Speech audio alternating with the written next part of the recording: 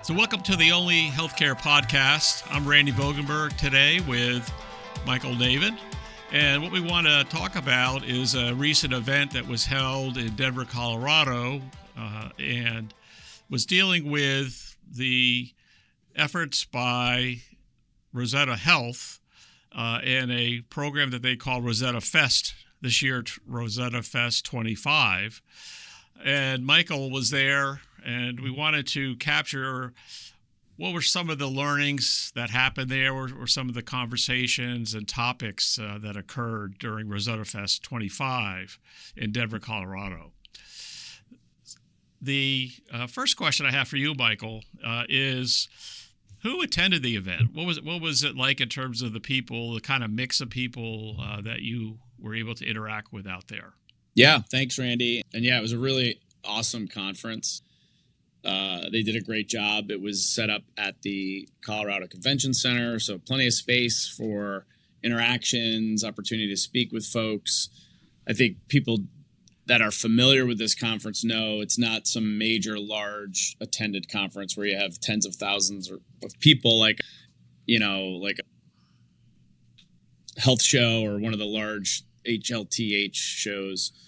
This show is very much intimate. There was about, and in that same vein, there was about 1,200 attendees, which it's not small, right, by any of the stretch. But what was neat is they sort of compared and contrasted at the beginning. And I think the first Health Rosetta conference had 92 people. And so from the time they started to now, they're up to 1,200. There was 1,000 last year, so there was a good growth from last year. So really the types of people that attend are employers who are really on the front line of procuring and buying health services for their employees. They're looking, you have vendors there, so you have solution vendors there that are focused from PBMs all the way through tech solutions to things like wellness programs. So there's a lot of different individual solutions. So the meeting space where there was the exhibits had lots of different companies and solutions there that were really interesting and unique and differentiated, in my opinion. The types of people outside of just HR managers, really people that are like brokers. So you had healthcare brokers, you had solution people, you had employer decision makers, and you just had these very interesting companies that have really taken advantage of the Health Rosetta brand in the sense that, this is something different. We're doing things differently, and we want to make an impact. So it's really, people-wise, it was very well attended. We had a lot of good one-on-one time with people as well who have very different and interesting backgrounds. So it was good to communicate with them. So to your point, they had talked about the Health Rosetta Fest as not just another conference, but more of a transformational experience, and really kind of intended to empower employers with practical strategies and connections that will help them drive meaningful change. Is that kind of what you saw unfolding? Yeah. So one of the things that you and I had the pleasure of speaking to Dave Chase on one of our last podcasts, one of the biggest things they did was they rolled out their Navigator. And this is sort of a really important piece to them that is a way, what they would call an open source document for anyone purchasing health services and using that document to be better at understanding what they're buying when they're buying a plan, and then how to negotiate that plan or what that plan could look like and that best fits the need of that particular employer. So they were really big on the rolling out of that program so that it gives a toolbox or a toolkit to these decision makers, and it gives them, I think, empowers them to question what they're buying, right? And I think a lot of people know that when you're signing up for a plan document, it's all the fine print that is the tough thing to navigate. And so I think what they've created was this great tool or resource for anyone who's buying healthcare services. And so that was really big. That was really the big rollout at this meeting. I don't know, I can't practically speak to anybody taking that document and using it or taking advantage of it, but that was sort of the introduction of it. There also was some really great speakers. So you had Dr. Bricker. He was recorded, but he recorded something specifically for Health Rosetta. You had Dave Chase, who sort of outlined the patient of the future and what that looks like, going, with having new and novel solutions out there. And so you had some really, really great speakers. The great healthcare heist author, and she was wonderful. I got to spend about an hour with her, and her story was amazing, right? Because she talked about, from her perspective, that she found things in her job in New Jersey that were things that needed to be questioned, and how they're buying healthcare for the state of New Jersey. And it really led for her to create the book. And that book really highlights the brokenness within the system. And the brokenness has many, many factors to it, right? So it's the, 3 lobbyists for every congressman, the fact that you don't question Blue Cross Blue Shield contracts that are state driven, and it affects brokers, and it affects politicians, and it affects hospital systems. And it's interesting, but it's all needs to be questioned, right? So at the same time, you've got, this. And the questions are by the plan sponsor should be asking these questions. Correct. And also the patient and the member of the plan needs to be engaged. Right. But in this case, the plan sponsor was the state of New Jersey. And they weren't really willing to question a lot of these things. And that, that becomes part of the problem, right? Is why is it that if you're smart enough and discover some of these issues, and by the way, they really were all 100% driven by the CAA law. I mean, it's a federal law that she was asking questions about, right? And so the Consolidated Appropriations Act. That's correct. Yeah. And so she was using the language from that recently passed law to say, okay, where is your price transparency? I don't see it. You haven't complied with what this says yet. Happy to give you time to come up with what you need. But it just became a big to do and caused a lot of, upheaval. And at the end of the day, it's amazing because it's all for the greater good, right? It's all for providing the transparency, providing the cost savings, being able to negotiate rates when at the level that they want to negotiate rates. So yeah, it just shows you, right, that there's headwinds against common sense in healthcare, and all it is doing is sucking more money out of the system. It's not creating better resources and better transparency and better overall care. It's really a financial, driven model that has lots of private equity tied to it, lots of investment tied to it, and very little give a shit factor about doing better health and doing it for a better price. Gotcha. More about who's going to get paid and how do they get paid. Yeah, that's something that's been pretty active in a lot of the social media as well, about the corporatization of healthcare in the U.S. and so forth. What were some of the popular topics that were discussed or you heard about during that conference? Because they had a lot of breakout sessions in addition to the main sessions. But just to get us a little flavor for our audience as to what were the most popular topics. The biggest thing was the navigation, right? So everything was sort of around that resource. And so the different types of meetings that were being held were about how to deal with negotiating with health systems, how to deal with negotiating with PBMs. What type of do you need? Should you use a new PBM solution to overcome those challenges? So a lot of it was educational in that sense. Like how do you do this? Who do you pay? Who helps navigate it for you? If you're obviously these people are in business. These companies are in business to make their products and services. They're not in business to manage healthcare.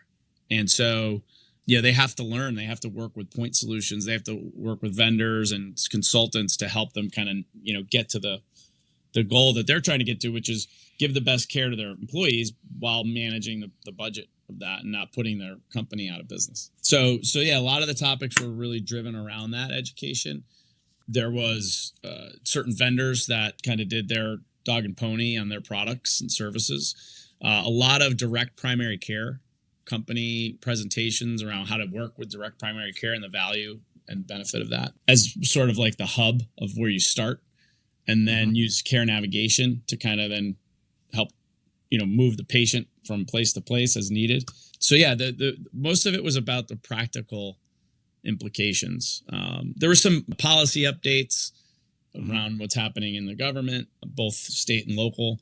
There was a senator from the state of Colorado who spoke and talked about some of the impact that's being made in the state. So yeah, a very diverse portfolio topics, like lots of different things, but all tied obviously to really the change in the ecosystem. Mm-hmm. Well, it certainly sounds like they stuck to what they were trying to do around informing everybody and connecting people to each other to help make change happen. I think the other thing too is just the attitude, right? So the attitude of the people there was very collaborative and open. There wasn't any, like a lot of times you go to these big conferences and you talk about certain solutions or what you have, and you sort of get a cynical, like, oh yeah, we've seen that before. There's so many of this. This was more lots of interested people. They'd ask a lot of, they weren't drive-by meetings. There was, we'd spend 10 to 15 minutes with people. Lots of good questions, lots of curiosity, lots of people that wanted us to reach back out to them after the meeting because they were just trying to figure out, like, I need something like this, or I need help with that. So that's good to hear. Yeah. Yeah, that's great. Were there any other speakers other than the one that you mentioned with the new book that kind of hit home on some of these strategies or thoughts around change and the future of healthcare? But yeah, some of the topics that were addressed, they talked about AI. So there was, how does AI impact healthcare, and what are the big things that are really necessary? Most of that is taking out the very most basic, like, let's say, claims adjustment, resources, because you can just use AI for that.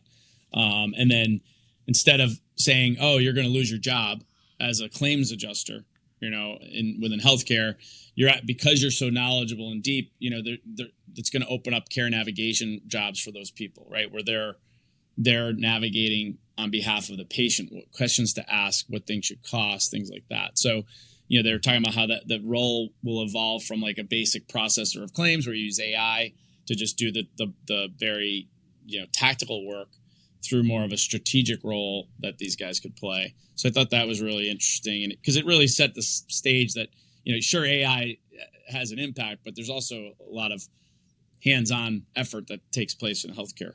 And those people have a lot of good skill sets to be able to address that. Chris Deacon was the author of the great healthcare Heist, and she talked about her book and the impact that made.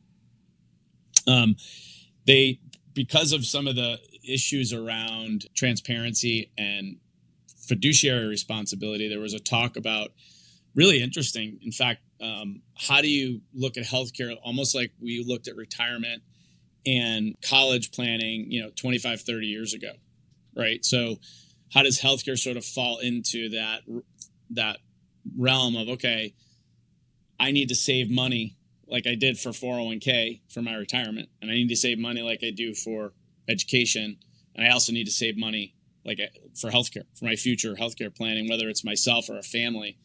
How do I look to save and put away money, and use my healthcare dollars more wisely, right?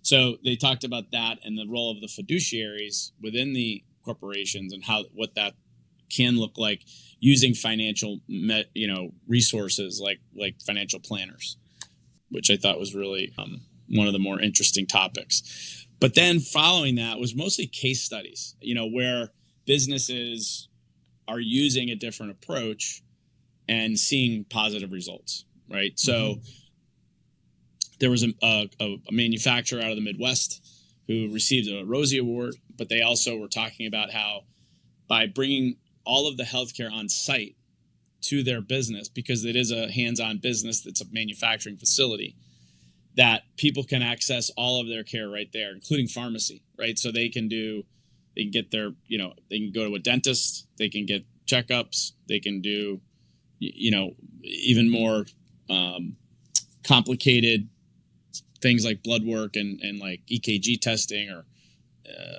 MRIs, and they also can deliver that at a much less cost to the employer, and everything's free to the employee. So the employee's not coming out of pocket. They're not afraid to access the care. They love that it's on site. They have chiropractic services as well on site. So they, if someone gets injured or whatever, they could still be taken care of right there. And so again, rolling up all of those services as a procured investment for the employer versus an expense helps them save money and provide better care for their employees. So, and they're seeing very little turnover in employees because they feel like they've created that ecosystem. So some of those case studies were really powerful. We didn't get to see a lot of them because we were in the exhibit hall most of the time, but that gives you like a sense of the diversity and how they were setting up the program. Okay, great. Well, it was good to hear that they had a nice turnout. They certainly seem to address a lot of the issues around how do you inform and empower the different stakeholders, particularly the employers who are plan sponsors that may be either self-funded, running their own plan, or if they're fully funded, choosing who are the right vendors to be working with. Speakers sounded good. The sessions seemed to be informative. So all in all, it seemed like it was a pretty productive meeting for those that attended, and provided a good opportunity for networking on top of it. And they announced that next year will be in Nashville. So that'll be an interesting, location. And yeah, so people were excited about Nashville. Fun city. Good. Yeah, exactly. Yeah, a lot going on. The center of the world seems to be Nashville lately, more and more as we're going forward. Yeah. So it'll be interesting. So for our audience, I wanted to sign us off and thank you for listening to the Only Healthcare podcast with Michael Navin and myself, Randy Vogenberg. Please follow and check us out on the onlyhealthcarepodcast.com. For more information, sign up to get our newsletter, as well as other information on upcoming episodes, or to go back and look at some of the previous episodes. Thank you for listening. Thank you for tuning in to the Only Healthcare podcast. We hope you found today's episode insightful and informative. Remember, our mission is to provide actionable and inspirational insights on how we can improve healthcare cost, care, and accessibility for all. If you enjoyed this episode, please subscribe, rate, and share with your friends and family. For more resources and updates, visit us at onlyhealthcarepodcast.com. We'd love to hear from you. Let us know what topics you'd like us to discuss in future episodes. Until next time, stay informed, and together, let's navigate the journey to better healthcare.